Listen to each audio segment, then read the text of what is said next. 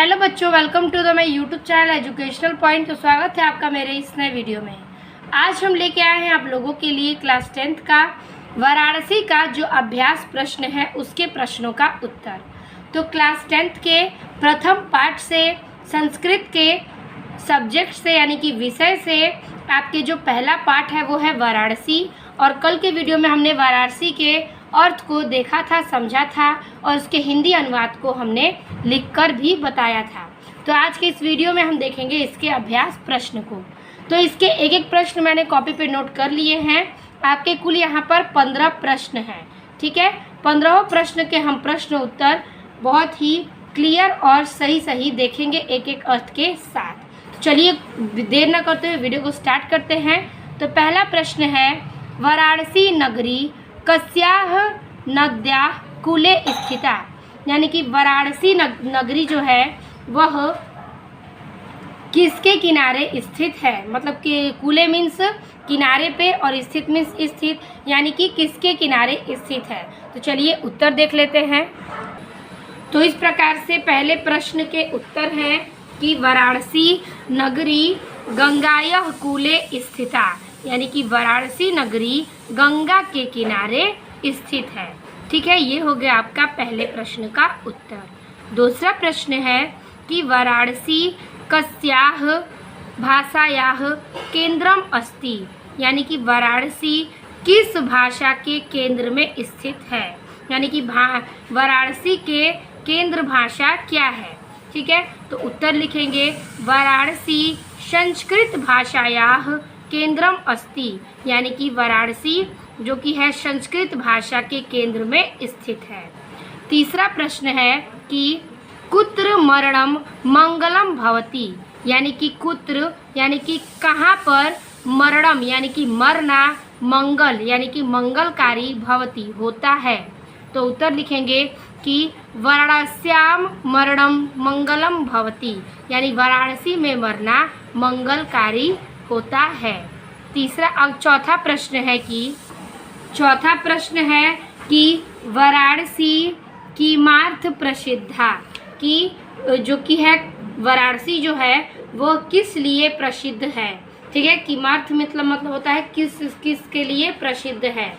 तो उत्तर लिखेंगे वाराणसी नगरी विविधानम कलानम शिल्पानच्च कृते लोके प्रसिद्धा, यानी कि वाराणसी नगरी विभिन्न प्रकार के कलाओं में, शिल्पों में यानी कि शिल्प वस्त्र में, और कृते और कई लोके यानी कि कई चीज़ों के लिए प्रसिद्ध है, ठीक है। ये इसका उत्तर हो गया।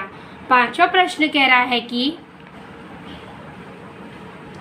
वाराणसी कस्याः केंद्र स्थली अस्ति, यानी कि यहाँ पर कह रहा है कि वाराणसी किस केंद्र मतलब वाराणसी किसका केंद्र स्थल है। उत्तर लिखेंगे कि वाराणसी नगरी भारतीय संस्कृतेः संस्कृत भाषाश्च और केंद्र स्थलीय अस्ति, यानी कि वाराणसी नगरी भारतीय यानी कि भारत के संस्कृत और संस्कृत भाषाएं, मीन्स होता है और, तो संस्कृत और संस्कृत भाषाओं के केंद्र स्थल है, यानी कि संस्कृत और संस्कृत भाषा का केंद्र स्थल वाराणसी है। छठवां प्रश्न कह रहा है कि वैदेशिकाः किमर्थ वाराणसीम आगच्छन्ति। विदेशिका का मतलब होता है विदेशी लोग, यानी कि विदेशों से लोग किस लिए वाराणसी आते हैं, ठीक है, बनारस आते हैं। उत्तर लिखेंगे वैदेशिकाः गीवाड़वाड़ाः अध्ययनम अत्र आगच्छन्ति, यानी कि विदेशी लोग गीवाड़याम यानी कि यहाँ पर किसका अध्ययन करने आते हैं, तो संस्कृत भाषा, यानी कि गीवाड़याम का मतलब है कि संस्कृत भाषा, यानी कि विदेशों से लोग संस्कृत भाषा के अध्ययन के लिए, अत्र मीन्स यहाँ पर, और यहाँ पर आगच्छन्ति यानी कि आते हैं, यानी कि विदेशी लोग जो हैं विदेशों से संस्कृत का ज्ञान अध्ययन करने के लिए यहाँ पर आते हैं। और अगला प्रश्न है सातवां की, अगला प्रश्न है कि वाराणयाम कति विश्वविद्यालयाः सन्ति, यानी कि वाराणसी किस विश्वविद्यालय में स्थित है, मतलब वाराणसी में कितने विश्वविद्यालय स्थित हैं। तो वाराणस्या हिंदू विश्वविद्यालय, संस्कृत विश्वविद्यालय, काशी विद्यापीठम इति त्रयः विश्वविद्यालय सन्ति, यानी कि वाराणसी में हिंदू विश्वविद्यालय, संस्कृत विश्वविद्यालय, काशी विद्यापीठ जैसे 3 विश्वविद्यालय स्थित हैं, मतलब कि वहाँ पर हैं।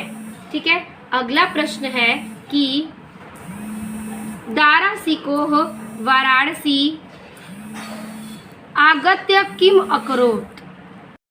कह रहा है कि दारासिकोह वाराणसी में किस लिए आए थे, मतलब क्या करने आए थे। तो दारासिकोह अत्रागत्य भारतीय दर्शन शास्त्राणाम अध्ययन अकरोत्, यानी कि दारासिकोह जो हैं वो यहाँ पर भारतीय दर्शन और शास्त्र का अध्ययन करने के लिए आए थे। ठीक है, और देखिए 9वां प्रश्न कह रहा है कि दारासिकोह कस्याम भाषायाम उपनिषदाम अनुवादम अकरायत, यानी कि दारासिकोह जो हैं वो किस भाषा और उपनिषद का अनुवाद कराते हैं, यानी कि किस भाषा के उपनिषदों का वो अनुवाद कराना चाहते हैं। उत्तर है पारसी भाषायाम, यानी कि फारसी भाषा की, यानी कि उस उपनिषदों से जो अपनी भाषा को अनुवाद कराते हैं, अपनी भाषा का अनुवाद किस भाषा में कराते हैं, तो पारसी भाषा में। ठीक है, 10वां प्रश्न कह रहा है कि वाराणसी कस्य संगम स्थली अस्ति, वाराणसी किस संगम स्थली में स्थित है। उत्तर लिखेंगे तो वाराणसी विविध धर्माणाम संगम स्थली, यानी कि वाराणसी विभिन्न धर्मों का संगम स्थल है। 11वां प्रश्न कह रहा है कि वाराणसी नगरी कुत्र स्थिता अस्ति, यानी कि वाराणसी नगरी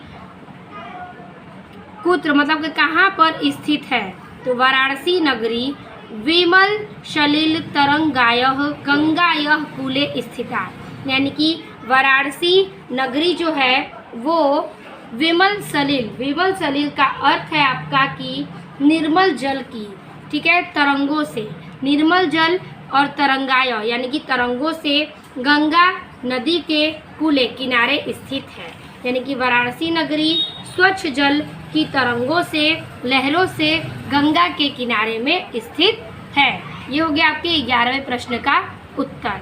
अगला प्रश्न कह रहा है 12 नंबर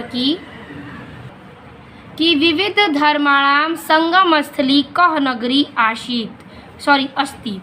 तो विभिन्न धर्मों का संगम स्थल कहाँ किस नगरी में स्थित है, ये भी प्रश्न पूछता है। तो वही उत्तर है कि विविध धर्माणाम संगम स्थली वाराणसी नगरी अस्ति, यानी कि विभिन्न धर्मों का संगम स्थल वाराणसी नगरी में स्थित है। ठीक है, अस्तित्व का मतलब स्थित है।